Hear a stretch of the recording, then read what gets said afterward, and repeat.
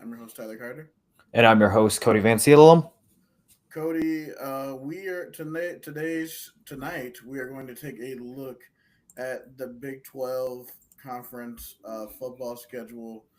There are a lot of intriguing matchups this year as this new season starts. So we're gonna each pick five games that we think are gonna make up the Big 12 race.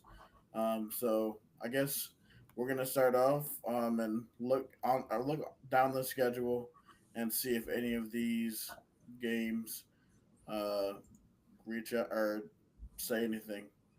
Mm-hmm. Here, I already know which one both of us want, so let's see. But in the meantime, I'll have to go through here. Whew, looking early here. Hmm.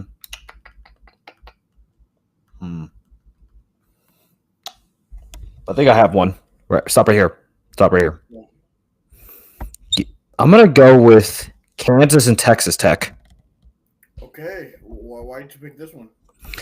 Um, I think Texas Tech, they're obviously going to have aspirations for winning the Big 12 and being in the Big 12 championship game. They're one of the four teams, they're one of the top teams projected in the preseason. In Kansas, we saw like glimpses of what they could be last year when they went on that 3 game winning streak, beating Iowa State, BYU, and Colorado all in a 3 week span. I don't, and if Kansas, the thing with Kansas, like they didn't start out hot, but they finished off well to go 6-6. And I mean, if Kansas can find a way, and I mean, the hype, people, they're still hype around Lance Leipold even after that 6-6 season. I mean, with the way they ended that season. So I think the Jayhawks are going to have some momentum heading into this coming up season. And going to Lubbock is going to be a very difficult game for Kansas, but could be one that could shape the Big 12 race, because who knows if either that will be a game that shapes the position, like who goes to the conference championship, or if it keeps one or the other team out because of like some like tiebreakers or something. So for Kansas, this could be a huge opportunity for a huge win on the road. In this kind of season for Texas Tech, this can be a mid-season test for them to show that they really are one of the top four teams in the Big 12. That's a good analysis right there. I completely agree with you. That game has um, I think it has upset written all over it. We'll see what Texas Tech is. Um, but that's going to be an interesting matchup. I'm gonna go. I'm gonna go a week previous. Mm-hmm. Something. It says something about me that this Kansas State Baylor game is going to mean something, Mm. especially when you look at K State's schedule to begin the year. Um, if they can hit the ground running by getting a win over Iowa State, I mean, you could see them getting to this point and maybe being undefeated or having one loss, and going to Baylor. And if you've paid attention to Phil Steele's Athlon article, he's picking Baylor to be in a three-way tie with Utah and Iowa State this year. So we'll see if him and Bryson Washington can pull it together and see if Baylor can be the team that we think they are. Mm-hmm. And I mean, Dave Aranda, I mean, he saved his job after the Iowa State Wild game, where Iowa State put an absolute trouncing on in the second half against Baylor. It looked like Dave Aranda was out the door, but Mm-hmm. to his credit, he was able to rattle off a lot of wins, and I think they ended that season 8-4. So Yep. he bought himself some time. So this year is going to have to be a year where Dave Aranda really, like, he had that year, like, it's going to see, like, he's got a little more time. And I think if he does what he did, like, in that year where they won the Big 12 title game, but they can contend there, he'll have a fine job. We'll have to see how Baylor is heading into this game. But if it gets to this point, the Kansas State Baylor game could determine where Baylor stands in the conference, and if Dave Aranda is going to still be at the helm for the rest of the season. Definitely, yeah, I agree with that. But it's going to be interesting to see how Baylor does. They do have some Baylor has some high octane matchups this upcoming year. So I'm excited to see what your second choice is. Mm-hmm. Let's might go up one Yep. couple. Let's go with go up a little more. I think I might have seen it there. Let's see. Yeah, we can just go right here. Let's maybe go to week 3. So I think I might have seen something week 3. The 13th. Yep. Okay. Yeah, let's think I thought I saw it, but actually go back down. I think it was back down. Go back down. Sure. Uh let's gonna go with Arizona State and Baylor. Yes. Yeah. So another home game for Baylor, but I mean really early season. Yeah, it's going to be an earlier season test for for Baylor, and I mean how they match up against the defending Big 12 champions. I'm really curious to see how Arizona State is. If Sam Levitt does develop and he shows signs of promise like early on, this could be a really good matchup between Sam Levitt and Sawyer Robertson.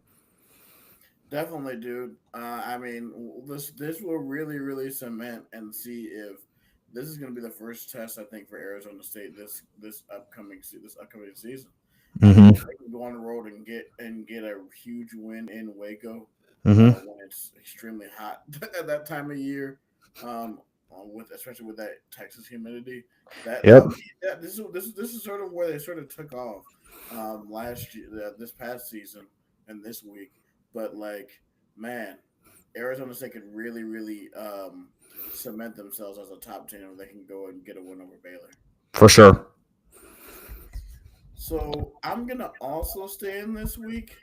I'm going to go down with Texas Tech at Utah. Hmm. We look, Cody. We both know that we have questions at with Texas Tech when Baird Morton is your quarterback because Baird Morton is can turn the ball over. Like I mean, that's the thing. They're good at every other position. They're sort of iffy right now at quarterback. And if you trust Baird Morton, that's really my question with the Red Raiders this year to see if where they can get where they're at. But hey, if you have the roster around you, sometimes no matter what you have a quarterback, you still make it there. But and I'm excited to see how Eric Dampier affects the Utah offense. I know Utah will be a lot better this year, even though we've been chirping with them on Twitter. Yeah. But it's going to be exciting to see how Utah bounces back. But so this is going to be my second pick Mm-hmm. for my game. Yeah. All right. So for my third pick, we can go a little later into the season, so we might be bouncing around here. There, there. I'm gonna stop right there. Okay, I'm taking the Holy War. good pick. Yeah, give me the Holy War. Like, I don't know what it is, but like, I think yeah, because it looks like Iowa State's on a bye this week. Mm-hmm. Sweet, that'd be great. That's gonna be a great watch for Iowa State because this could help like us in our positioning potentially because Utah and BYU could be two teams that could be right there with Iowa State, kind of in like determining like conference positioning. So this would be crucial for them. I mean, they're on a bye week, but in the Holy Wars is just one of those games that I really like have like learned about in the past couple of years, and I've learned about the history, not just about the football game, but like kind of like the whole like thing with like state of Utah and Mormonism. So really interesting to really learn the history of the Holy War, and not just in football, but kind of like other outside implications that it has. So really cool to see, and these tend to be some of the most entertaining games that I've watched. I think was it the 2021 Holy War uh, when BYU upset Utah, if I'm not mistaken. They did, yes. Yeah, that was one of the like first games I watched as a college kid, and I think that was kind of like my introduction to BYU in this modern era of football. I mean, I always watched them a little bit in the 2000s when they had John Beck as their quarterback, Mm-hmm. and I think they were had a win streak against Utah. But Mm-hmm. like otherwise, I really haven't paid attention to BYU unless it was like that 2020 year was Zach Wilson as their quarterback. But like, yeah, just having the Holy War in the Big 12 is an amazing thing. And this matchup right here for BYU could prove to be interesting because like you're in this, and then after you have an emotional rivalry game, you gotta get it together and then go to Ames next week Yeah. for Iowa State hosts them for home. Yeah, and I mean, on you, I think I don't know. You just mentioned this. Iowa State's homecoming is against BYU. BYU's homecoming is the Holy War, so I think this was the by design to add like an extra layer of like pomp and circumstance to the game at BYU. Right. So there's going to be a lot going on the campus of BYU the week of the Holy War. Yeah, that you're totally right. My third one. This is gonna be an obvious one, and you're probably gonna be mad that I took this one, but it's the beginning of the season, bro. My third one is Farmageddon. Mm-hmm. Iowa State, K State. These two teams are in the top four, or at least top four, top five Yeah. in odds. Top four in quarterbacks. Like these teams are very very similar. Going off to Ireland and playing against one another, and the one and probably and the college football's most continually played rivalry in college football, the Farmageddon, Iowa State, K State. This game this game is gonna set the tone because like if it and yes, it's one loss, but that one loss is gonna count as a conference loss. So it just feels like this game seems way bigger than what it actually is. And if you can get a win um, in this game, Lord willing, Iowa State wins this game. Like either way, this can be a huge win to start the season. Yeah. I think one thing that Iowa State, I think Matt Campbell has been like noted for, like maybe a little criticized for in the past years, is how like we start like we play in non-conference, we come out very slow. We tend to not really open up the playbook much, and there's a method behind that madness, which I get. It's fair enough. You don't really want to open the playbook so that way teams can't scout you like really early on, but this game in Ireland is going to really force you to open up the playbook because you're playing a conference rival in your first game. So I think with that, you're like, okay, we can't really hide anything because we're playing Kansas State. We know how competitive they are and how tough they are to play against. I think you got to throw, like, it doesn't matter what the rest of the implications are because people are going to find out eventually how to play against you. People have seen it before. So it's like, why not pull out all the stops to set the tone early for your season, get a win in Ireland, and get a win over your Farmageddon rivals in Kansas State, and that would make for the last five Farmageddon games. Yeah, 4 out of the last 5, and then 3 in a row. I mean, and that'd be like sort of unprecedented waters in modern Iowa State football, considering Kansas State is a team, and I'll say in the last 25 years, 30 years that we have struggled against. I mean, one man is responsible for that. Bill Snyder. I mean, Kansas State had Bill Snyder, and Bill Snyder had our number. But we saw that Matt Campbell had Bill Snyder's number, and thus far, Matt Campbell's had the number of Chris Kleiman. That's true. We just now what we need is just a Big 12 title now. I'm excited to see what your fourth pick is. Yeah, go all the way down to see past this November 1st. Yeah. Arizona State, Iowa State. Yeah. Yes. The rematch of the Big 12 title game, and like there's just going to be there's an extra chip on Iowa State's shoulders for obvious reasons. Not only did you lose in the Big 12 title game, but you got absolutely embarrassed on national television by one Cam Scadaboo. So you know that has to be eating up in the inside of like guys like Rocco Beck, Abu Sama, Ben Bramer, Gabe Burkle, Carson Hansen, and a bunch of other guys that are returning from the Iowa State squad. You know, like that's going to be that Big 12 championship game that's just going to be living in there. Like they're going to use that as motivation and drive to want to beat Arizona State at home. That's going to be the extra chip on their shoulder. And Sam Levitt and Arizona State fans, they're going to talk it up. And I mean, if it's fair, like I think we're really cool. Like Arizona State, the only thing was a little petty for showing off your Big 12 title game when we visited Tempe, but that's fair, understandable. That's fair. Probably doing the same thing if we played them in Hilton. So. Yeah, yeah. I mean, this could be a late. This is part of the home stretch that can really solidify Iowa State in the Big 12 title game, or Arizona State even, or can really help these two teams with the win inch closer to one of those two conference game spots. I agree, man. Because you look at this game late in the season, we sort of know. We both think that these teams are going to be at the top of the conference. You just never know with this crazy conference in the Big 12. I do think there might be I think there might be a little bit more order. I don't think there's going to be that many tiebreakers this year, but we'll have to see. Um, so my fourth game is gonna be on November 8th. Um, you thought I was gonna pick Iowa State TCU, but no, it's gonna be BYU and Texas Tech. I mean, with BYU we have the impending investigation on Jake Bresloff. So we'll see how that turns out. But this BYU Texas Tech game could loom large, especially if Tech is rolling at this point. Um, both of these teams expect to be at the top. Obviously, you always know a team that's usually at the top that expected to be at the top usually is one at the bottom. So really, one of these teams I think could probably play spoiler for this game. Mm-hmm. Interesting. Okay.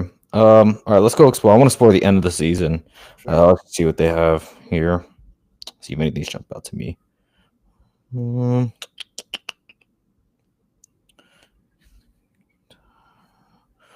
Um. Go back up. Go back to so you picked BYU. What was it? November 8th. November 8th, yeah. Yeah. I'm gonna go the day before, and I'm just this one's for fun. I believe this is going to be the space game, Houston UCF.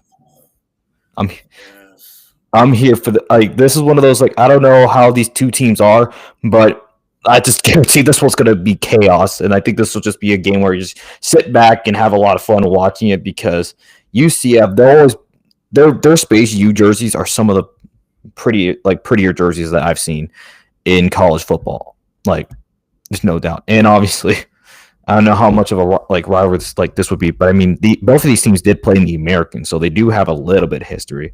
Yeah, But I yeah. I think UCF was just being a little petty when they put Space U for this specific game. I think this one's just a little. The pettiness is there. I can see it. Oh, yeah. The Panthers is always there with UCF. That's what they are. And I mean, I yeah, think and who knows? Scott Frost. I mean, who knows where UCF could be? They could be a team that could potentially play spoiler. they could. They definitely could because they're picked at the bottom right now. Houston really intrigues me. The Connor Wigman pickup from Texas A&M really intrigues me. I think at this point in the season, I do think that the Cougs could be fighting for bowl eligibility at this point.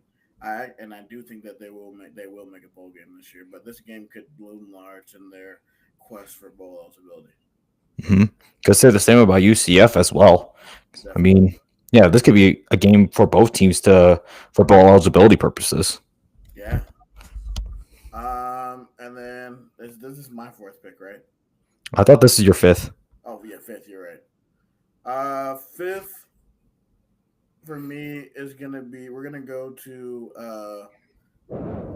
November 22nd. K State is on the road at Utah.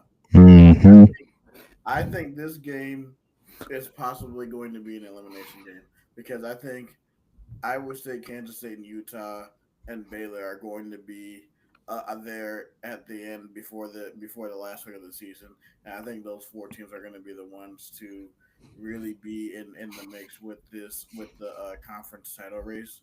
Um, like I think I think I already told my pick that my conference championship pick is that Iowa State makes it back and we play Baylor. But Kansas State Utah, I think Kansas State Utah has a chance to definitely be an elimination game. I think whoever loses this game is obviously going to feel horrible, and Yeah. that the season's a missed opportunity. But look for this game to be definitely highly contested. This game is probably going to be a Big 12 after dark. I wouldn't be surprised. Mm.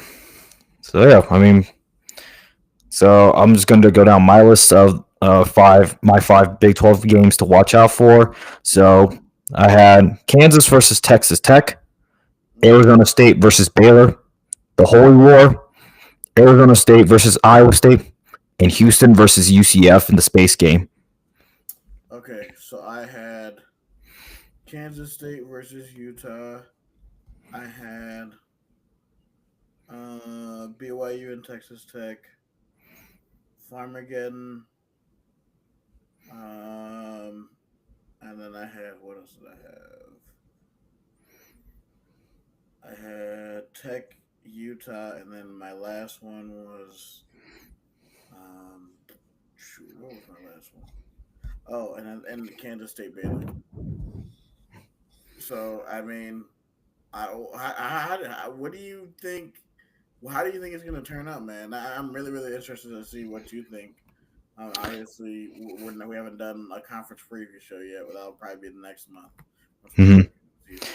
I I think after like this summer, I got to see how this summer goes for both for all the Big 12 teams because I mean day by day, like watching the last season and the way the 16 team conference played out, you cannot trust anything. Like all you know is the Big 12 is going to provide you entertaining football and it's going to provide chaos ball for you. So if you're looking for chaos, you're looking for entertainment, the Big 12 is the conference for you because I mean you're going to obviously want to have one or two teams if you're the conference as a stand up to really um, push themselves up into the upper echelon above the rest of the pack. But the Big 12 has shown to be one of the most entertaining conferences in college football, and there's no doubt you tune into any given Big 12 game, that could be one of the best games that you've watched of the season. So I think because we looked at the conference schedule. Um, now I could pull this back up again. We can just look at the first 3 weeks of the season. Are there any of the non-con matchups that really really interest you? Go Here, ahead. I will put it back up again, Yeah. and we'll take a look. So basically, everything in September, basically. Okay. Uh, see here.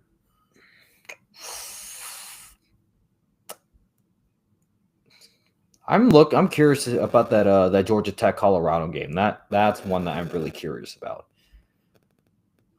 Yeah, there's actually some sneaky good matchups on Thursday and Friday. This Nebraska Cincinnati game at Arrowhead is going to be is interesting to me. Can Scott Satterfield start off with the right foot? That'd be a huge win over a Big Ten team. Um, and then really, and then we got to think about Friday going in. I mean, this one. If you are in the RV lots, you do not want to miss this one. Auburn goes on the road to Waco to play Baylor. That game right there, man, is going to be um, a definite mindset game, or I guess a narrative game for the Big 12. Because if Baylor can get a huge win at home over an SEC team, especially with a team that's been talked about like Auburn, that would be a huge feather in the cap of the Big 12. Hmm. I mean, yeah, I guess yeah. If you also talk perception, Cincinnati being Nebraska could be one that can shape the perception of the Big 12 as well, because that would be a Big 12 team beating a Big 10 team, so it can shape a narrative. But definitely that Baylor Auburn game will be the big decider in shaping the early season narrative of the Big 12 conference. Of course, yeah, definitely. And then we look. I mean, this week is not really a game. I guess if you consider Utah as a UCLA, but TCU North Carolina is one on Labor Day. It's a standalone game in Chapel Hill. TCU will get a chance to prove themselves on national TV on Monday night, so that one's going to be interesting to me. And that one's just a narrative game, a huge narrative game in general. Really, more on the fact that TCU is going to be under the radar. All the talk is going to be about Bill Belichick. So Hmm. TCU could definitely be under the radar and really show what they have in this game. Yeah, I think a few more. One I could look at, obviously, Cyhawk's going to be a huge one, so we can talk about that a lot. But give me the border war, like having those two, Yes. the Oh my border god. war. I'm so happy it's back. Like, I'm happy it's back in football. We know what it's like in basketball, but football, that could be a bit of a different story. I agree. Yeah, but we haven't seen the Border Wars since I haven't seen the Border Wars since like 2007. That's the last time it was like really really big when both of them were top five or top two, I think.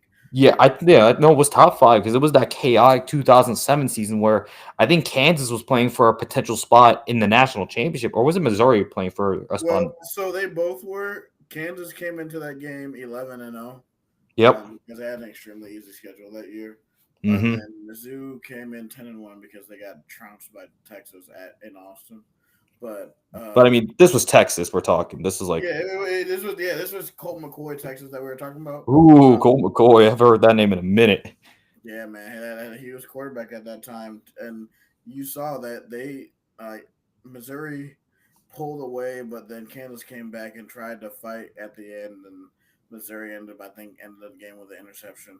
But I remember Chase Daniel and Jeremy Macklin went off in this game, and unfortunately, all Missouri needed to do the next week is beat Oklahoma, and they would have been in the national championship game.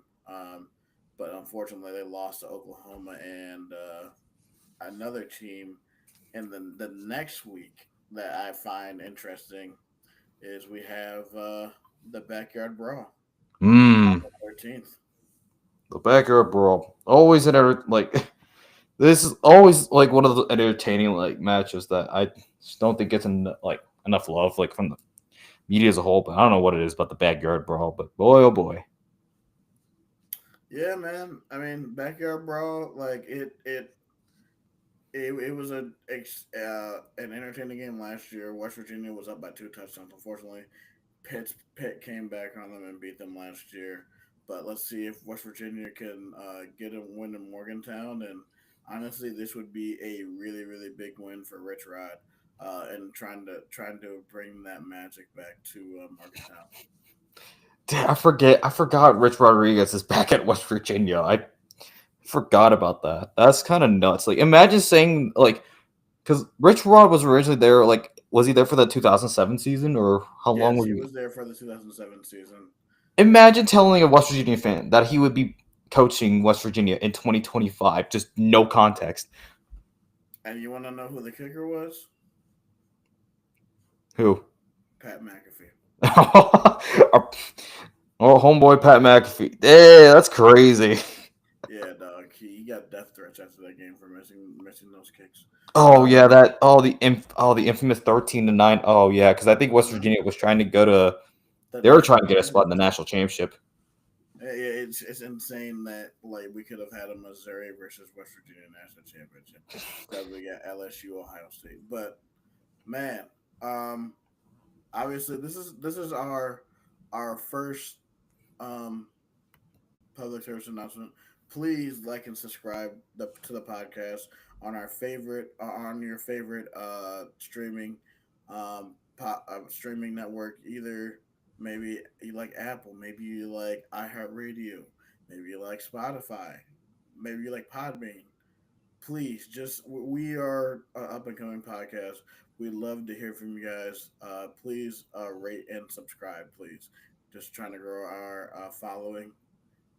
But right now, we are going to throw it over to to our favorite uh, sponsor, my bookie. Hmm. Yeah. I think today is what is it? Game 5 of the NBA Finals. Yep. Yeah, back in Oklahoma City, Oklahoma City Thunder were able to tie up the series 2 games apiece, and they are a 9-point favorite heading into Game 5. I'm really curious to see this game can be really crucial. I think a lot of people might have written off Indiana after Game 4, so I think that was definitely a game that Indiana needed. Now I'm starting to see rumblings of like the Thunder are going to take this one in 6. I still have Pacers in 6, so this could be crucial if Indiana does find a way to win this game. Because I mean, if won in Oklahoma City once, they could find a way to do it again. And if they do, then that puts them in a really good spot to win in 6. But for Oklahoma City, Game 4 was crucial. They have momentum, so all of them all on the side of the Thunder. and really curious to see how this game will go down tonight. Yeah, it's gonna be a great game. We also have right now we have betting odds out for this. We have this money bag. Um, we already have the money bag out for the winning margin for the Cowboys Eagles game for the opening night game. On there, Cowboys are going to win that, of course. But yeah, we're also and then also like we have been doing, we're going to take a look at college football and look and break down the odds for the conferences. We've been looking at the Big 12 and the ACC for the last few. We're gonna actually take a look at another some other conferences today. Yeah. Let's see here. Got a bunch of game props, so really early ones. NCAA conference. Yep. See. Yep. Already went through the ACC and the Big ACC 12. and the Big Uh, 12. So let's take a look at the Big 10. okay. All right. So we're just gonna read off all the teams and then we always will talk about the top four and or top six because top six are interesting to me. So we have Ohio State at plus 189, Penn State plus 244, Oregon plus 275, Michigan plus 790. Man, look at that gap. That's a Uh, sharp drop off. yeah, that is a sharp drop off. Mm-hmm. Indiana plus 3,300. The Fighting Illini coming at plus 3,500. USC plus 3,700. Nebraska plus 3,900. The Hawks at 40 plus 4,600. Washington plus 5,800. Minnesota plus 10,000. Rutgers plus 15,000. Michigan State plus 15,000. Wisconsin plus 18,000. The Bruins plus 22,000. Maryland plus 34,000. Purdue plus 48,000. And your Northwestern Wildcats at plus 48,000. Quite, yeah. There, you could see the clear tiers within the Big Ten because I mean you see the sharp drop off from Washington to Minnesota, and then you see the drop off from I'd say like Michigan on. But even then, Michigan to Oregon, that's a pretty solid drop off, but it's not as big of a drop off as what you see from Michigan to Indiana. So you clearly see that my bookie it's very much favoring the reigning and defending national champion Ohio State Buckeyes. I mean, they didn't even go to the conference championship game because they lost to Michigan in the game. But yeah, here they are. I mean, they're favored to win the Big Ten because I mean, the expectations are high for Ohio State because of the run they had in the college football playoff. Steamrolling through Tennessee, steamrolling Oregon in the Rose Bowl, pulling away from Texas in the Cotton Bowl, and then winning the national championship in the fashion they did. I'm not surprised to see Ohio State being this high up. And then you see the likes of Penn State and Oregon, who were in the Big Ten title game last season, and they played a really good game. And I think that was one of the better years for Penn State. I mean, they made it to the semifinals of the college football playoff, losing to Notre Dame. And then Oregon, I mean, they steamrolled the regular season. I mean, and then they ran into an unstoppable force in Ryan Day's Ohio State Buckeyes after getting embarrassed by Michigan, who I'm really curious to see the case for Michigan. And then Indiana, who we'll see if Kurt Cignetti can replicate the match they had last year. I mean, Indiana came out of nowhere to get to the college football playoff. I mean, they were top 5 at one point in the season before facing Ohio State. So I'm really curious to see how Indiana can follow up that magical season. Yeah, I think the team that's going to be interesting for me is Illinois. Illinois has been getting a lot of love this season. Everybody thinks that they're a dark horse to make the college football playoff. I sort of agree. They do play Indiana this year. They also play Ohio State. And I'm actually interested in Ohio State has the best odds, especially, I mean, because, yes, Julian Sand hops in as the starting quarterback who was very inexperienced. I think I figured that Penn State would be the one that's more that would have the better odds because they have Drew Allen coming back and mostly everybody else returning on offense.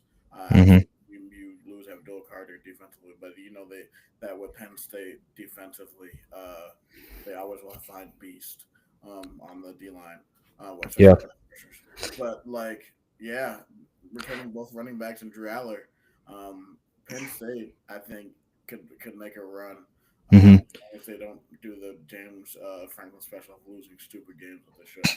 Yeah, we know what happened with big game James Franklin. I mean, he's like what won some like something in the last like and is like what against top five AP ranked teams, I believe. I remember seeing that like stat. I'm like, how for a guy who like we know Ryan Day gets a lot of flack for his performance in like his big games, but James Franklin makes Ryan Day look like a genius. Mm-hmm. But I mean, two teams I'm looking at are going to be obvious: Nebraska and Iowa. I'm a Yeah, lot of chatter from both of these schools about like their hosts, and I mean, obviously they're gonna have a common enemy in us, but you know they like to go back and forth against each other. Really curious. To see, I mean, Iowa's really hyping up Mark Gronowski, and I mean, I'll say this: Mark Gronowski, he's a pretty solid quarterback. I think I'm still a little skeptical of like going from FCS to FBS, but I mean, it could be done, and I don't. It wouldn't be a doubt, but I think the big thing for Iowa is like, can their offense be able to do enough to supplement the defense? And I mean, we saw that in some games last year, but they didn't get it enough times. And I think Tim Lester is actually there been some solid things, and maybe Iowa can finally maybe challenge for a title, but I don't know. With this expanded Big Ten, it's gonna be very difficult. Iowa's gonna have to pull off some upsets, and they do have a few opportunities because I believe they host Oregon, and Penn and State. then yeah, so those are two opportunities for Iowa to get big wins against teams that are contending, and then they also play Indiana, so that can be another huge win for Iowa. And then I would have I hope take a look at Nebraska schedule, but I mean oh boy, last year a lot of hype around Dylan Raiola. Obviously, Nebraska did not meet those expectations, but hey, they finally won a bowl game again. What a world we live in, where Nebraska is not. Like, imagine saying this 25 years ago that Iowa State would be better than Nebraska in football. Yay, Nebraska! Oh man, it's fun to give Nebraska flack. I don't know what it is. It's fun to give them flack because I mean, crazy things. I don't think they've ever gone to a Big Ten title game since they left the Big 12. They went like the first few years, but they got trounced, murdered by Wisconsin in those Oh, games. so they did go. Okay, fair enough. Fair enough. But I mean, looking at Nebraska's schedule, I mean, they have to play Cincinnati for the first game. That's going to be in Kansas City, so that can set the tone early. Um, not looking. I mean, Nebraska's big games are at the end of the season. They have to travel to Penn State and then host Iowa. So outside of that, Michigan, that could be a good game on CBS. Nebraska, Michigan, that can um, influence both schools' seasons, both teams' seasons, to see where both they are. So that's a huge game early. But I mean, outside of that, Nebraska has a lot of games that I think should be winnable, but we've seen them falter. Like they've got to prove to me that they can actually win these games because a lot of these games I've seen they tend to like collapse under. Maybe they can finally start winning one score games because I remember that the infamous timeline of them losing all those like one score games, and I thought we had it bad when we kept losing one score games. Yeah, man, that was they have it way worse than us, and we actually uh, made a difference in making and winning all those one score games this year. But I think probably the most surprising team with their odds is oh how the mighty have fallen, man. Wisconsin, like ever since Luke Fickle has gotten there, they have just totally gotten away from what Wisconsin used to be. We used to see Mm-hmm. them all have these like amazing running backs, amazing offensive lines, and now this is just this is the worst case scenario for what Wisconsin could be if Wisconsin like ever went away from running a different offense because they've just been absolute the definition of mid. Like they used to be the better version of Iowa, but now they're just bad now.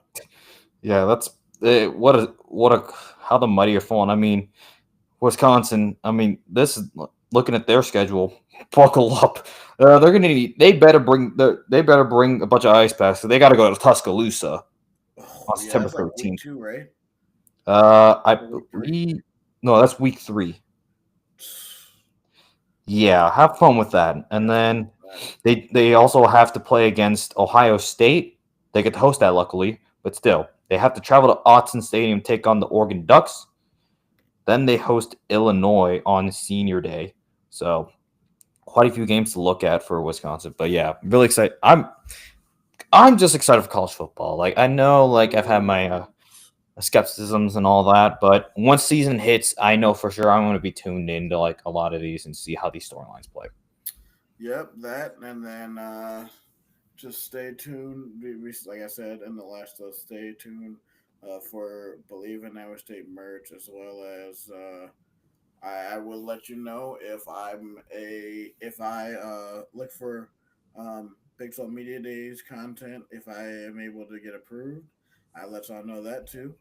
But with that, uh, we thank you guys for tuning in to the Believe in Iowa State podcast. We have a few shameless plugs before we leave. Once again, please like and subscribe, and also word of mouth. Please tell everybody that you know about, everybody, Poogie and them, about this podcast. Like everybody, please.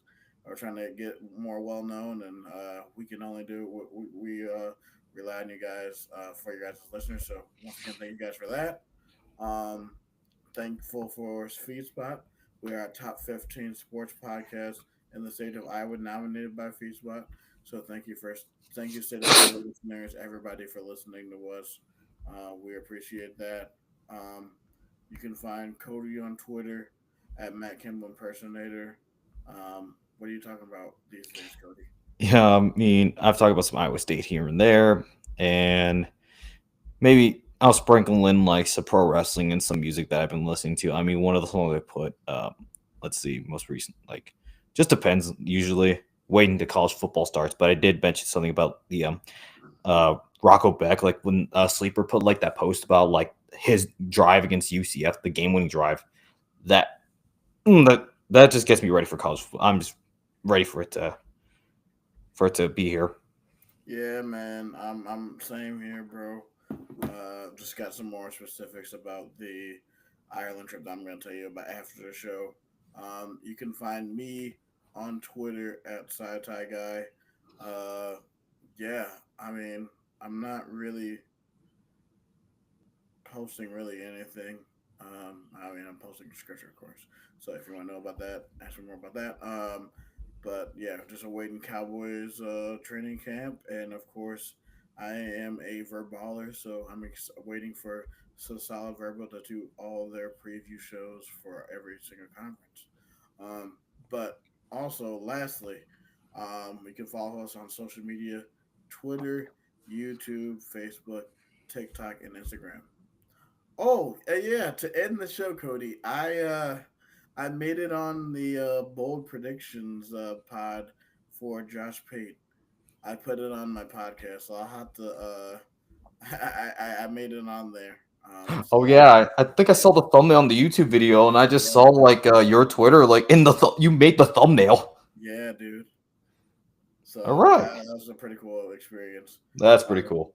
but yeah, man, I'll show you the video after the show. But All right, thank you guys for joining us. So for Tyler Carter, and for Cody Van Cielo, this is the Believe in Iowa State podcast. Roll clones, baby. go Cyclones.